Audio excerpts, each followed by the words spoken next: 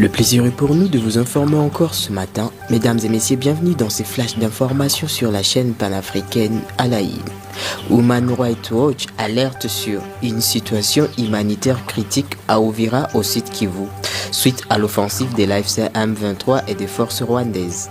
Les combats ont entraîné le déplacement de 200 000 personnes, dont plus de 30 000 réfugiés ayant fui vers le Burundi où ils reçoivent peu d'aide.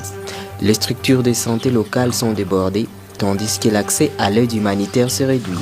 Le programme alimentaire mondial a suspendu son assistance dans la région, aggravant les conditions de vie des déplacés et des populations restantes. L'Alliance Fleuve Congo AFCM 23 a annoncé ce mardi son retrait unilatéral de la ville d'Uvira en République démocratique du Congo comme mesure de confiance pour soutenir le processus de paix de Doha. Ce retrait, demandé par la médiation des États-Unis, est conditionné par des garanties de sécurité, incluant la démilitarisation de la ville et la protection des civils. L'AFCM 23 met en garde contre toute tentative de FARDC et de leurs alliés de profiter de cette situation pour reprendre des territoires ou cibler des populations favorables au mouvement. De plus, elle s'oppose à l'utilisation des zones libérées par des groupes armés hostiles. L'audience civile pour déterminer les dommages et intérêts aux parties civiles dans l'affaire de l'ancien chef rebelle congolais Roger Lumbala est fixée au 30 juin 2026 selon la Cour d'assises de Paris.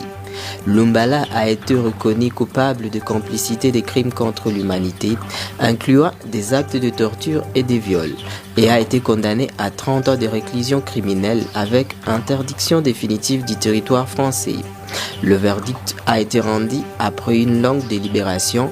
Lumbala, initialement absent, a été amené en salle par le gendarme. Il a 10 jours pour faire appel et la motivation du jugement lui sera communiquée dans 3 jours. Emmanuel Ramazani Chadari, secrétaire permanent du PPRD, a été enlevé chez lui par des hommes en uniforme à 4 heures du matin. Le PPRD condamne cette action jugée dictatoriale et exige sa libération immédiate. Aristote Ngarime, secrétaire national et chargé de la communication et médias, a relayé cette information. Ainsi prend fin ces flash informations sur la chaîne panafricaine. Merci de l'avoir suivi.